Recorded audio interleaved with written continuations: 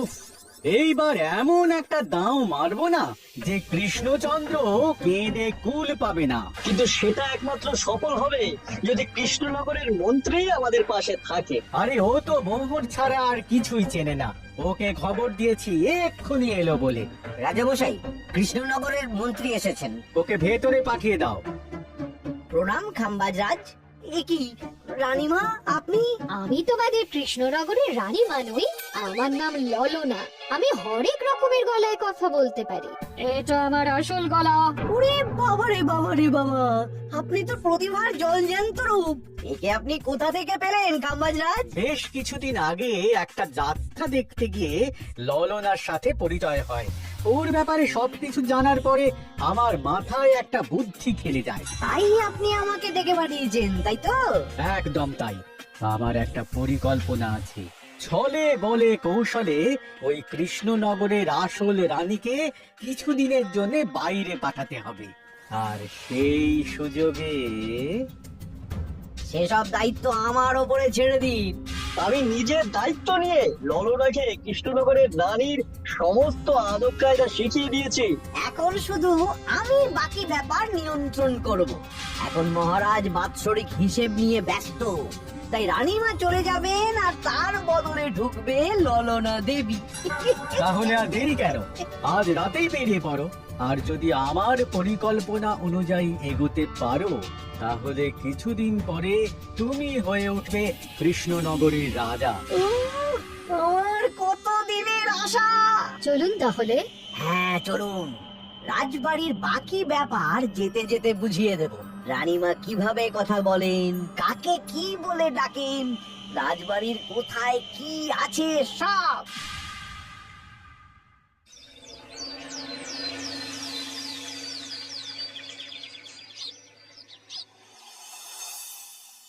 কি গো গিন্নি, জ্বরটা নেমেছে? এই জ্বরটা কমেছে, কিন্তু শরীরটা খুব দুর্বল গো। তুমি পারলে ভাতটা রান্না করে রাজবাড়ি যাও, আমি বেলার দিকে এই কিছু একটা তরকারি করব। না না গিন্নি, তোমাকে এই শরীরে রান্না করতে হবে না। আমি তরকারির সবজি কুটে রাখছি। হ্যাঁ, ওই পুটির মাকে বলে রাখবো, ও এসে রান্না করে দেবে। তাহলে তো ভালোই হয়। জ্বরে একেবারে শরীরটা দুর্বল করে দিয়েছে গো। হ্যাঁ, তুমি বিশ্রাম নাও গিন্নি, আমি রান্নাঘরে যাই। কি গোপাল আজকে এখনো এলো না? ও কোনোদিন সময় এসেছে মহারাজ? ওকে তাড়িয়ে আপনি একটা কাককে রাজসভায় রাখলেও সে সময়ে আসবে। আসলে গোপালের গিন্নির খুব জ্বর, আমি দেখে এসেছি। তাই হয়তো ওর গিন্নির সেবা শুশ্রূষা করতে গিয়ে গোপালের দেরি হচ্ছে। তোমাকে আর গোপালের হয়ে কাসুন্দি গাইতে হবে না। এই তোমরা থামো তো। একটু দেরি হয়ে গেল মহারাজ। আসলে গিন্নির খুব জ্বর, তাই কিছুটা রান্না করে এলাম। আচ্ছা আচ্ছা আচ্ছা, তা এখন তোমার গিন্নির শরীর কেমন আছে? আগের থেকে ভালো আছে মহারাজ, জ্বরটা কমেছে, কিন্তু শরীর খুব দুর্বল। বেশ বেশ, একটু যত্নআত্তি করো। যাই হোক, আজকে সারা বছরের খরচের হিসেব আর আগামী অর্থনৈতিক বছরের প্রকল্প নিয়ে আলোচনা হবে। আলোচনা শুরু করা হোক। বিগত অর্থনৈতিক বছরে বিভিন্ন খাতে মোট খরচ হয়েছে 15,700 মোহর, আর বিভিন্ন কর বাবদ উপার্জন হয়েছে 22,000 মোহর। তাহলে তো মহারাজ ভালোই লাভ হয়েছে। এবার আমাদের দিকে একটু নয়ন মেলে তাকালেই হয়। সেসব তো দেখবই, কিন্তু তার আগে আমি মন্ত্রীর সাথে বিগত বছরের সব খরচ নিয়ে হিসেবে বসবো। হ্যাঁ, বেশিরভাগ দায়িত্ব তো মন্ত্রী মশাইয়ের কাঁধেই থাকে, তাই উনি কোনো হিসেবে জল দিয়েছেন কিনা সেটাও পরখ করে নেওয়া যাবে। এত কাজের চাপ যাচ্ছে কদিন, শান্তিতে ঘুমোতেও পাচ্ছি না। মন্ত্রী, তুমি আজ বিকেলে রাজবাড়িতে চলে এসো। বিগত অর্থনৈতিক বছরের হিসেবগুলো একবার দুজনে বসে মিলিয়ে নেব। আচ্ছা মহারাজ, যা করার তাড়াতাড়ি করে নিতে হবে। এখন দেরি করলেই এই বছরের প্রকল্পগুলো শুরু করতে দেরি হয়ে যাবে। মহারাজের জয় হোক। বলো প্রহরী, তুমি কি কিছু বলবে? মহারাজ, একজন কালো চাদর মুড়ি দেওয়ার লোক এলেন আর আমার হাতে এই চিঠিটা ধরিয়ে দিয়ে চলে গেলেন। এই গরমে চাদর মুড়ি? অদ্ভুত লোকটা। কি রে বাবা? সর্বনাশ! কি হলো? তোমাদের রানীমার জ্যাঠামশাই খুব অসুস্থ। তাই পরিবারের সবার সাথে দেখা করতে চান। ও মা গো, আজ সভা এখানেই শেষ। এইবার শুরু হবে আসল খেলা। কি বলছেন মহারাজ? হ্যাঁ রানী, আমাকে এক্ষুনি জ্যাঠামশাইয়ের কাছে যাওয়ার বন্দোবস্ত করে দিন মহারাজ। কিন্তু রানী, তোমার জ্যাঠামশাইয়ের বাড়ি কৃষ্ণনগর থেকে ঘোড়ার গাড়িতে গেলেও তো 1.5 দিন সময় লেগে যাবে। এদিকে আমার এত কাজের চাপ। আপনি বরং কয়েকদিন পরে আসুন, আমাকে এক্ষুনি যেতে হবে মহারাজ। বেশ বেশ, আমি তোমার যাওয়ার ব্যবস্থা করছি। সাবধানে যেও রানী, আমি 2-3 দিনের মধ্যেই আসছি।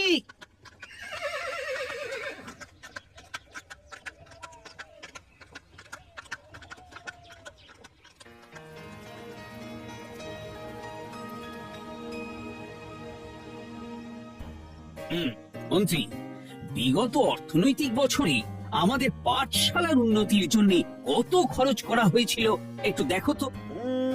সব মিলিয়ে মোট 150 মোহর মহারাজ। কিন্তু আমার এখানে তো 170 মোহর দেখাচ্ছে। 170 মোহর? তা কি করে হয়? একই রানীমা, আপনি ঘোড়ার গাড়ি করে গেলেন আর হেঁটে চলে এলেন। সে আমার ব্যক্তিগত ব্যাপার, তুমি তোমার কাজ করো।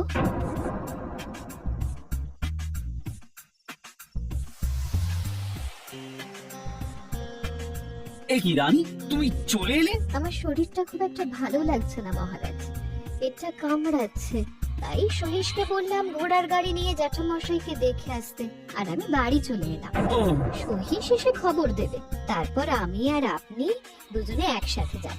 বেশ বেশ, ঠিক আছে রানী, তুমি বিশ্রাম নাও। বিশ্রাম না, আমি একটু স্নান ঘরে যাব, পেটটা কেমন মোচড় দিচ্ছে। মহারাজ কিছুই বুঝতে পারেনি, মজা জমবে।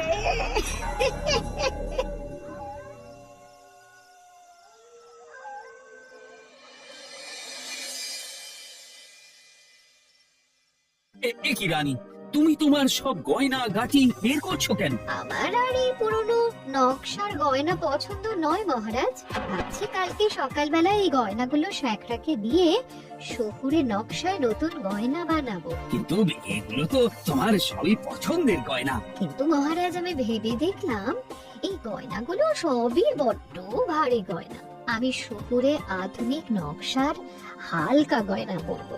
এমনিতে জ্যাঠামশাইয়ের শরীরটা ভালো নেই, মনটাও ভালো নেই, ও, পেটটা কেমন মোচড় দিচ্ছে, আমি আরেকবার স্নান ঘরে যাব।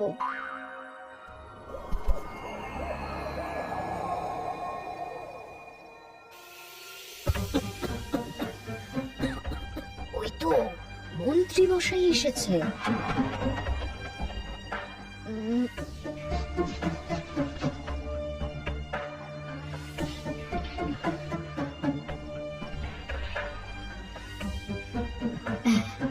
এই রাজ্যে গোপাল আমার শত্রু, কালকে থেকে গোপালকে খাটাবে।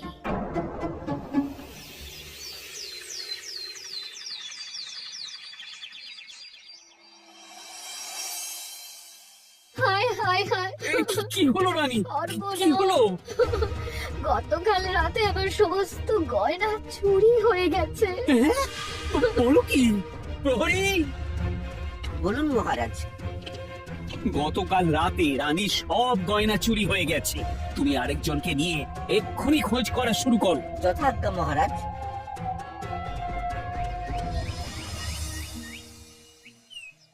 আমার সব গয়না চুরি হয়ে গেল, এবার আমি কি করব?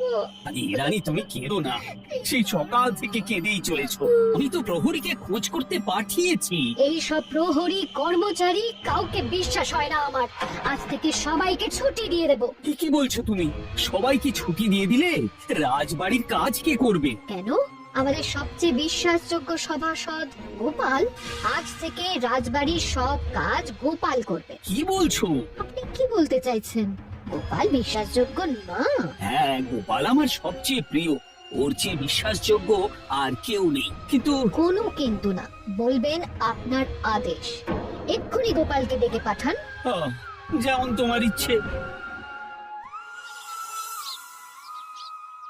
গোপাল, গতকাল রাতে রানী সব গয়না চুরি হয়ে গেছে, তাও আবার ঘরের ভেতর থেকে। আমি চাই তোমার মতো বিশ্বাসযোগ্য লোকই রাজবাড়ির সমস্ত কাজ করবে।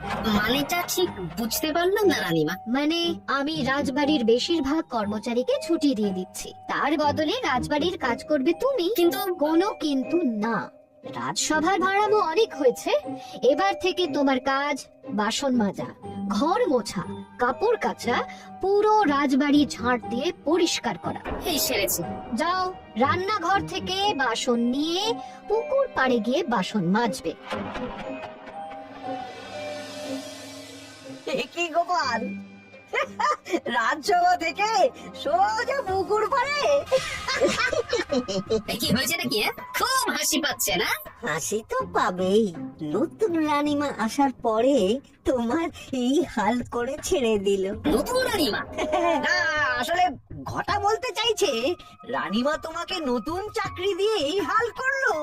যা হয়েছে ভালো হয়েছে, আমার পেছনে না লেগে নিজের কাজ করুন যান। কোথায় কি বলতে হয় জানিস না নাকি? অভ্যেস নেই তো, তাই মুখ ফসকে বেরিয়ে গেছে।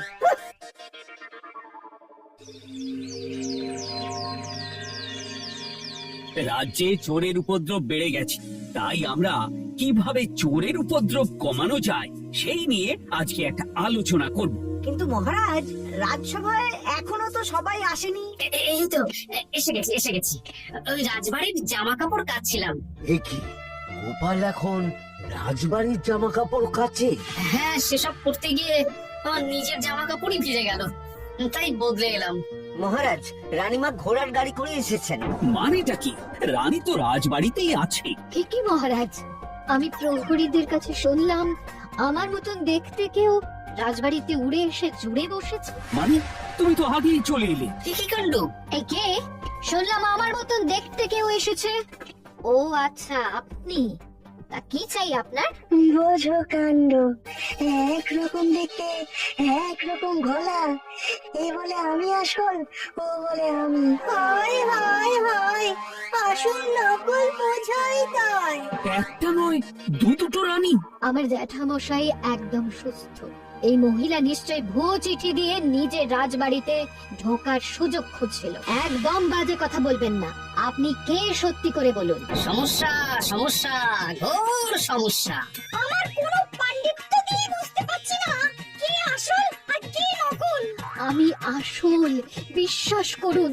আমি তো এই মাত্র এলাম। না, আপনি নকল, আমি আসল। কিভাবে বুঝবো? আমি বলবো মহারাজ, এই যে এই রানী আসল। হ্যাঁ, কিন্তু মন্ত্রীমশাই আপনি কি করে বুঝলেন? না মানে এই রানীমা তোমার উপরে এত ভরসা করে রাজবাড়ির কাজ করাচ্ছেন, কাউকে বিশ্বাস করেননি, একমাত্র তোমাকে বিশ্বাস করেছেন।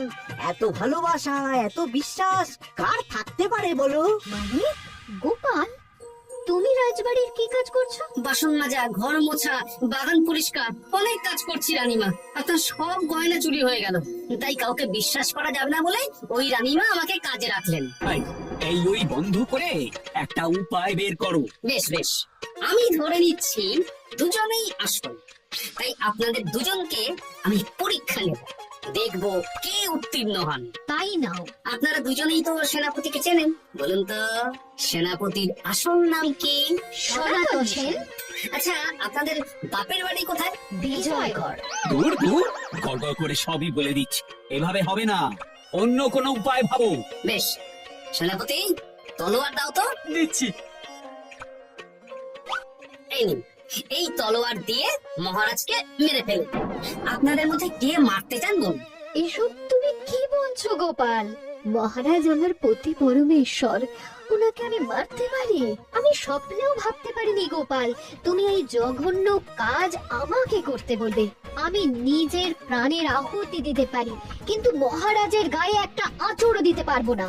উফ, খাম্বাজরাজ বেছে বেছে এক ধুরন্ধর নারীকে পাঠিয়েছেন, কোনো জবাব নেই। আমি বুঝতে পারছি না মহারাজ, এনাদের হাব ভাব, কথাবার্তা, রূপ সবই একরকম। তবে যিনি ঘোড়ার গাড়ি চেপে এখন ফিরলেন, তিনি আসল হলেও হতে পারেন। আমি আসল, বিশ্বাস করুন। বললেই হলো? আসল হলে প্রমাণ করুন। বেশ, আজকে আর মাথায় কিছু আসছে না, আমি কাল আসবো। ততক্ষণ আপনারা দুজনে রাজবাড়ির দুটো ঘরে থাকুন। কি ছক মারিতে পড়লাম রে বাবা।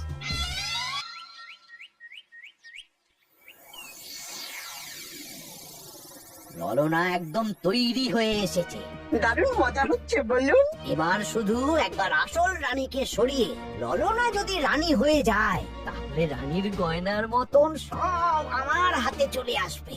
তারপর কি হবে? তারপর ধীরে ধীরে মহারাজকেও কায়দা করে সরিয়ে দেব, আর খাম্বাজ রাজ আর আমি এই দুজনে মিলে এই রাজ্য চালাবো।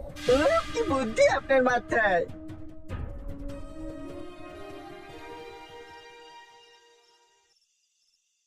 বলছি শোনো না, আমার শাড়িটা একটু ছিঁড়ে গেছে গো। তুমি বাজার থেকে কালকে আমার জন্য একটা শাড়ি নিয়ে আসতে পারবে? আচ্ছা বেশ, নিয়ে আসবো শাড়ি। শাড়ি শাড়ি শাড়ি, এই তো মাথায় বুদ্ধি এসেছে। কাল নয়, আজকেই। গোপাল, তুমি কিছু ভাবতে পারলে? মহারাজ, আপনার দুই রানীকে ডাকুন। আমার তো একটাই রানী। ওই হলো মহারাজ, আসল নকল দুজনকেই ডাকুন। ওই গো, একটু বাইরে এসো। বলুন মহারাজ, আপনি যাচ্ছেন? আচ্ছা, আমি দুটো শাড়ি নিয়ে এসেছি, লাল শাড়ি আর নীল শাড়ি। এই দুটোই মন্ত্রপুত শাড়ি, এক সিদ্ধ পুরুষ দিয়েছেন। কে তিনি? না, সেসব এখন বলা যাবে না, তবে এই শাড়ি দুটো একটা একটা করে ওনাদের দিয়ে দেব। এবার আমি এই শাড়ির বিশেষত্ব বলি। হ্যাঁ বলো গোপাল, বলো। আপনারা দুজনেই আজ রাতে এই শাড়িটা পরবেন, সারা রাত পরে থাকবেন। এই শাড়িগুলো 12 ভাত মাপের শাড়ি। আগামীকাল সূর্যোদয় হওয়ার পরে যার শাড়ি 4 ভাত কমবে সেই হবে আসল রানী। আচ্ছা বেশ, তাহলে তোমরা দুজনেই এই শাড়ি পরে থাক। কাল সকাল সকাল রাজসভা বসবে, তখন তোমাদের শাড়ি গোপালের কাছে জমা দিও। আচ্ছা। আমি যে নকল সেটা বুঝতে দেওয়া যাবে না। কি করে এই শাড়িটা 4 হাত কেটে ফেলে ওই তো ফল কাটার ছুরি কেটে ফেল। কালকে আবার মজা হবে।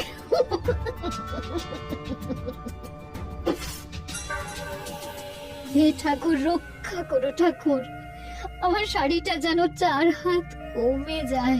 ঠাকুর রক্ষা করো।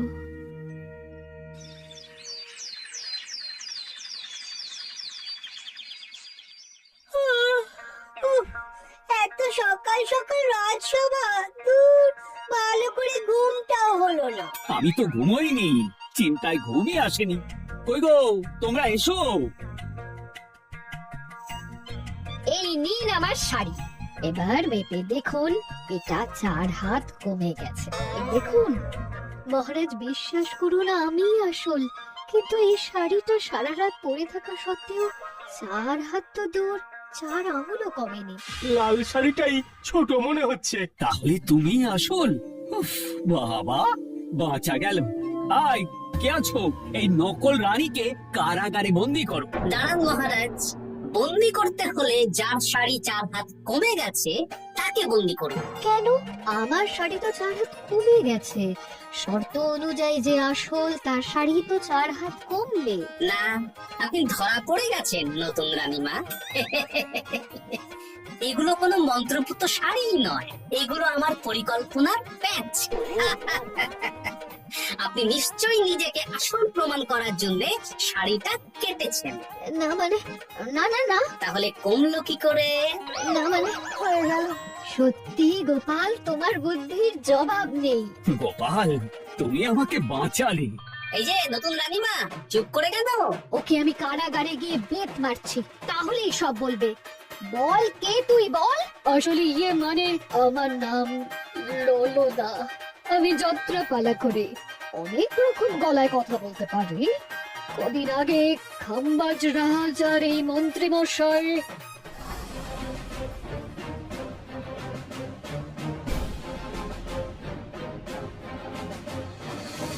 বাহ বাহ বাহ বাহ, এ তো দেখছি ললনার ছলনা।